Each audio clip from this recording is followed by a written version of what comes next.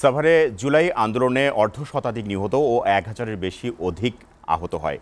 গেল বছরের ৫ই আগস্টের সফল গণ অভ্যুত্থানের মধ্য দিয়ে স্বৈরাচারের পতন হয়। তবে জুলাই আন্দোলনের ১ বছর হলেও নিহত শহীদদের বিচার কার্যক্রম তেমন অগ্রগতি নেই, অভিযোগ ভুক্তভোগী পরিবারদের।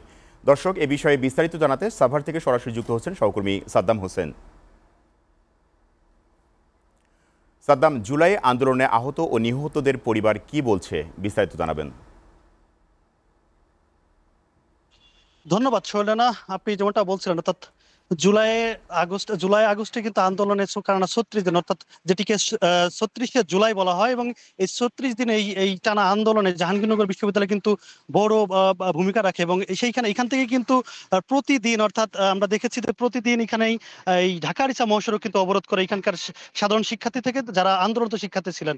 এবং ৫ই আগস্টে, অর্থাৎ ৫ই আগস্টে গণ অভ্যুত্থানের পর কিন্তু এই শেখ হাসিনা স্বৈরাচার সরকার কিন্তু পতন হয়। এবং তারপরে কিন্তু ওই দিনে এই সাভার এবং আশুলিয়াতে প্রায় ৫৩ জন, অর্থাৎ হচ্ছে অর্ধ শতাধিক কিন্তু আহত হয়, এবং হাজারের অধিক কিন্তু সরি ৫০ শতাধিক, অর্থাৎ অর্ধ শতাধিক কিন্তু নিহত হয়, এবং হাজারের অধিকই কিন্তু আপনার আহত রয়েছে। এবং তাদের কিন্তু বিভিন্ন ধরনের অভিযোগ রয়েছে যে আহতদের খোঁজ খবর নিচ্ছেন। এবং সেই সাথে যদি বলা যায় যে এখানে যারা নিহত রয়েছেন তাদের এক পরিবারের একজনের সাথে কথা বলছে, যে শ্রাবণ গাজী, কিন্তু ৫ই আগস্টে যে দুপুরে কিন্তু যে পুলিশের গুলি এবং আওয়ামী লীগের গুলিতে কিন্তু নিহত হয়। এবং তাদের পরিবার এবং বর্তমান কি অবস্থা এবং তার বিচার কার্যক্রম কি অবস্থা রয়েছে?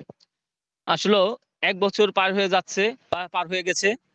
এর ভিতরে বিচার কার্যক্রম কতটুকু অগ্রগতি এটা আমরা এখন পর্যন্ত বুঝতে পারছি না বা আমরা জানতেছি না।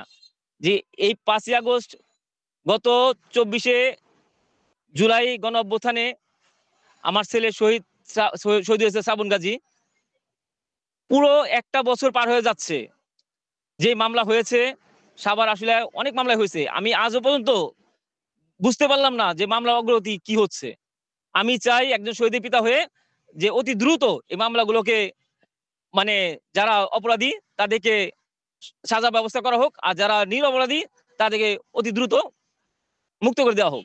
ধন্যবাদ। যেমনটা বলছিলেন যে ৫ই আগস্ট, অর্থাৎ স্বৈরাচার সরকারের পতনের পর কিন্তু এই যে বিচার কার্যক্রম সেটি কিন্তু এখন পর্যন্ত অগ্রগতি দেখা যাচ্ছে না। এবং সেই সাথে আহত যারা রয়েছেন, অর্থাৎ আহতদের মধ্যে কিন্তু সাংবাদিকরা রয়েছেন। এদের মধ্যে কিন্তু তারা ক্ষোভ প্রকাশ করে বলেন যে ৫ই আগস্টের পর পরবর্তীতে নতুন যে বছরটিতে রয়েছে যে জুলাই পত্র ঘোষণা, এবং সেই সাথে শহীদদের বিভিন্ন ভাতা সংক্রান্ত বিষয় কিন্তু কথা রয়েছে। তারা কিন্তু এরকমটা কোনো পাচ্ছেন না, এমনটাই ভুক্তভোগীদের দাবি। এবং সেই সাথে যে জুলাই, অর্থাৎ ১ বছর শেষ হতে অর্থাৎ হচ্ছে জুলাই মাসে, অর্থাৎ এই দিনেই কিন্তু এই ঢাকা আরিচা মহাসড়কে প্রথম অবরোধ করেন এই শিক্ষার্থীরা। তবে সব মিলিয়ে যদি বলা যায় যে জুলাই যে নিহত যে শহীদ এবং যোদ্ধারা যারা ছিলেন, তাদের বিভিন্ন ধরনের দাবি এবং দাওয়া রয়েছে। এবং তাদের যে মূল যে বিচার কার্যক্রম সেটি বলা যায় যে অতি দ্রুত সম্ভব, অর্থাৎ অতি দ্রুত কার্যকর ভূমিকা রাখার জন্য তারা এমনটাই জানাচ্ছে। তো সোহেল রানা, এই ছিল আমার কাছে জুলাই জুলাই আন্দোলনের নিহত এবং আহত পরিবারদের সর্বশেষ তথ্য। সোহেল রানা।